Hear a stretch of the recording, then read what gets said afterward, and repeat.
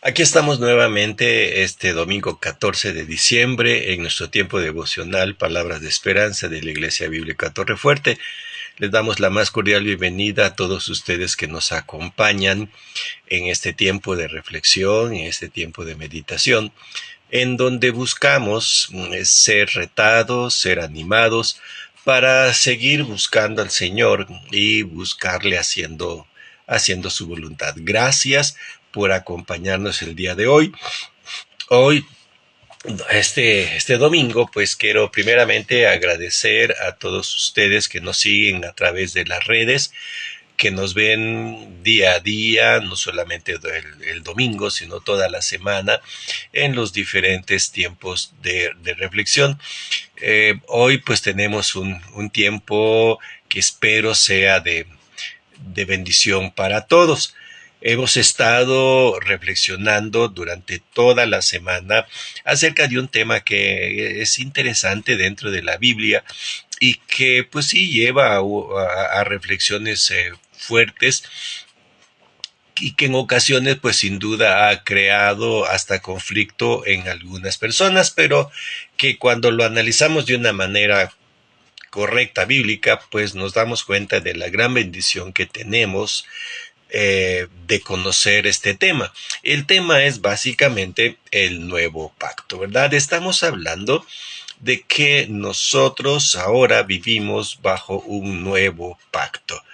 ¿Qué implicaciones tiene este hecho y realmente qué significa eso de estar en un nuevo pacto?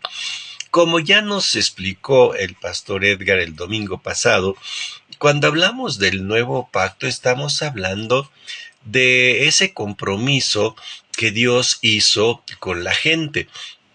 Si ustedes recuerdan, una de las historias más fascinantes de la Biblia es cuando el pueblo de Israel salió de Egipto. Ustedes recuerdan esa historia en el famoso Éxodo.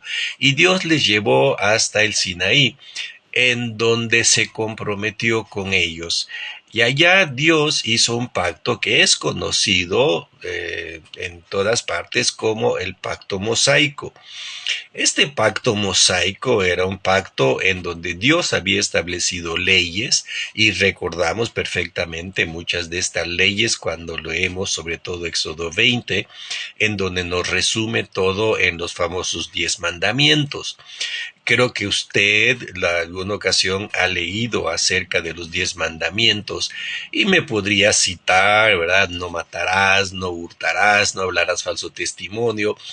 Y lo curioso del asunto es que cuando vemos todos estos mandamientos, pues surge la pregunta, ¿no? ¿Cuántos de estos mandamientos no hemos violado? Bueno, estamos hablando de los 10 mandamientos nada más, ¿no? ¿Cuándo fue la última vez que mentimos? ¿Cuándo fue la última vez que tomamos algo que no era nuestro? No estoy hablando de que robamos millones, ¿verdad? Pero a lo mejor le robamos el tiempo a alguna persona o dijimos algo indebido acerca de una persona.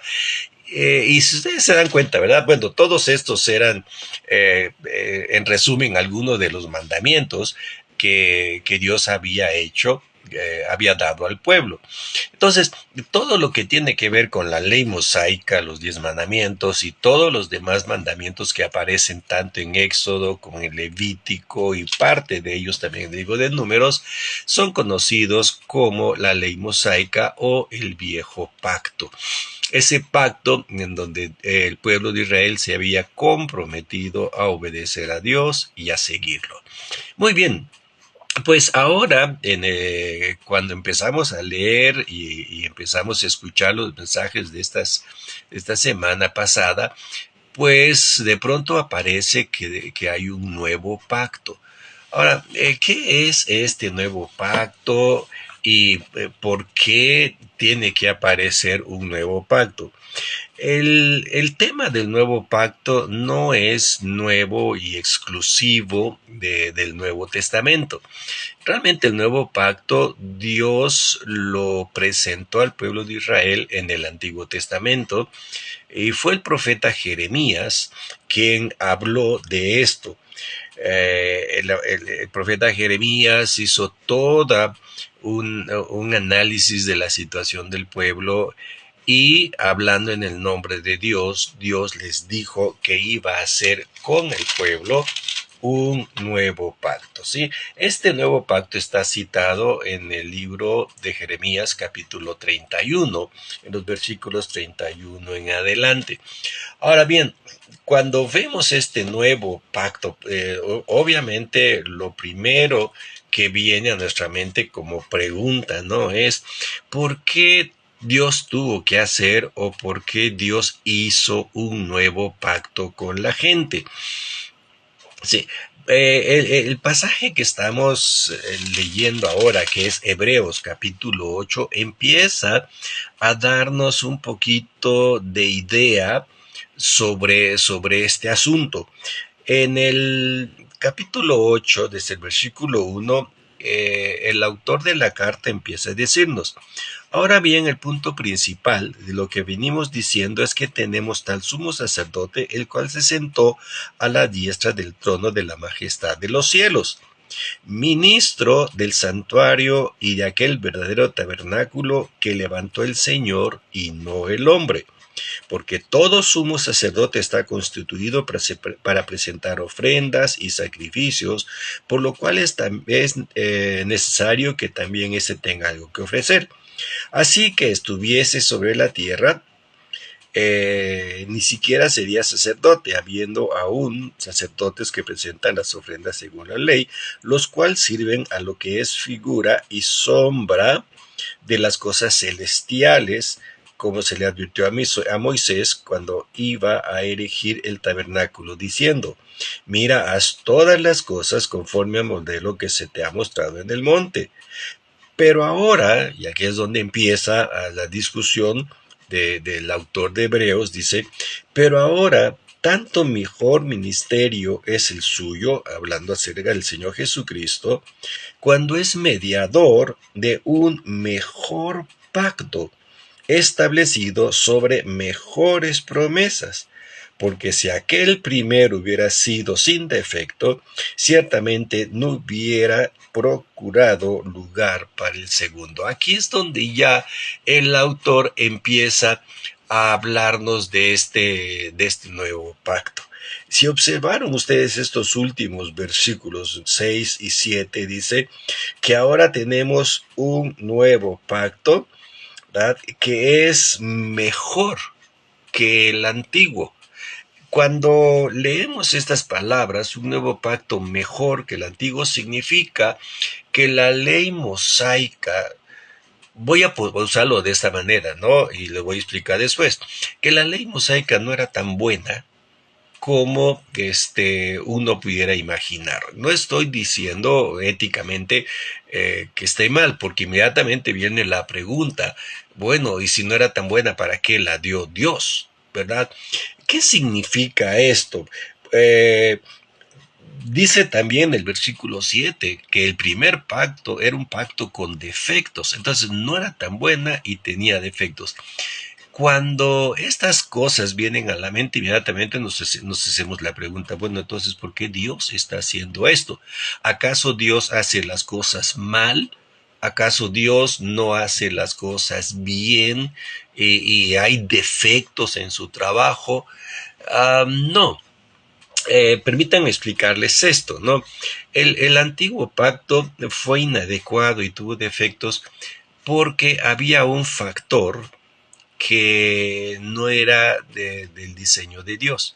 Y ese factor era básicamente la pecaminosidad del ser humano. Voy a ponerlo de esta manera. Por ejemplo, si nosotros firmamos un convenio, firmamos un tratado, a veces llegamos a pensar que el tratado está bien por el tratado mismo que hemos firmado, por el convenio que hemos firmado.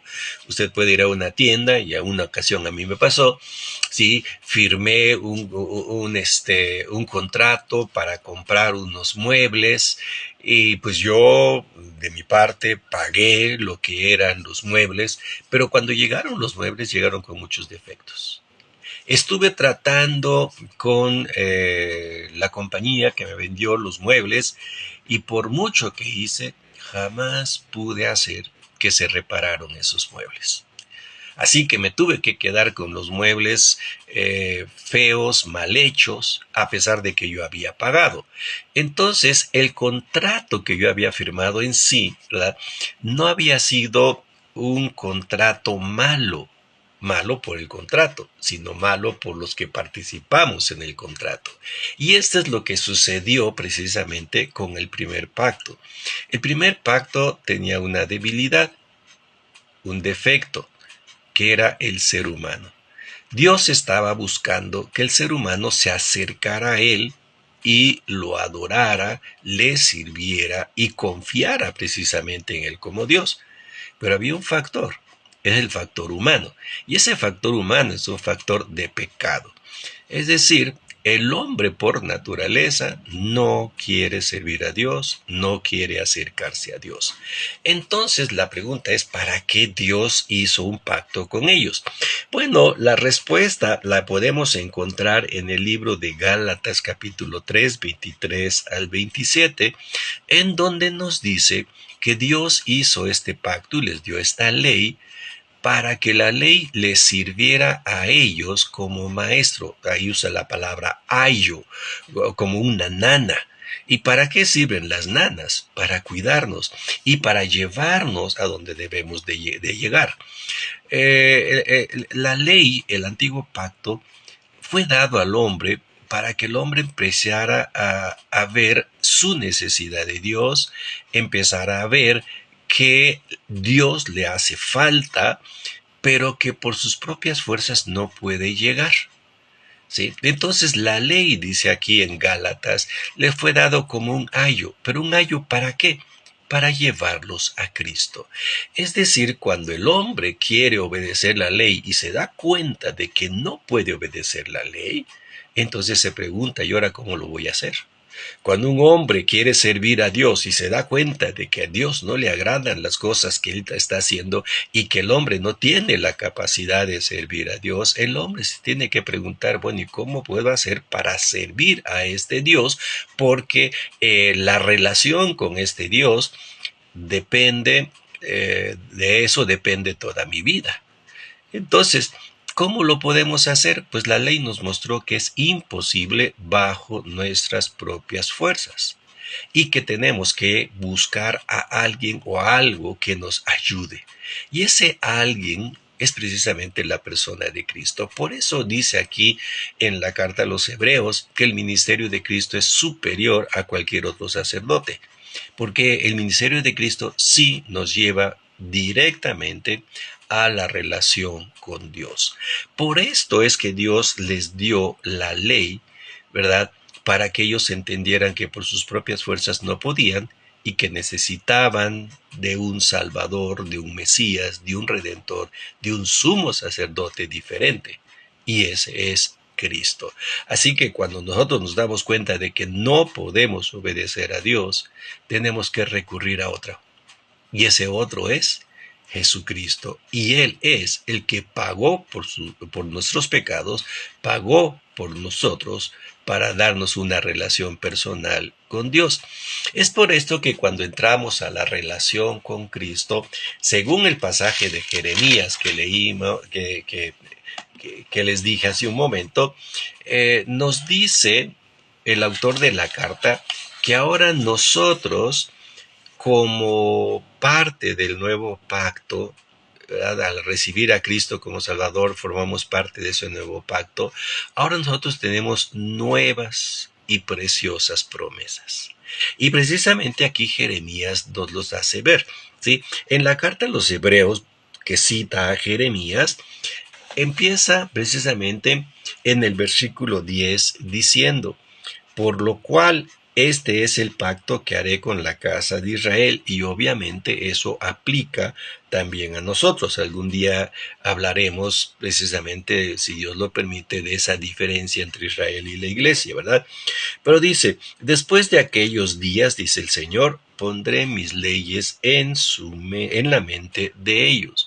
Un privilegio que tenemos en el nuevo pacto es que ahora tenemos una predisposición para entender y buscar a Dios.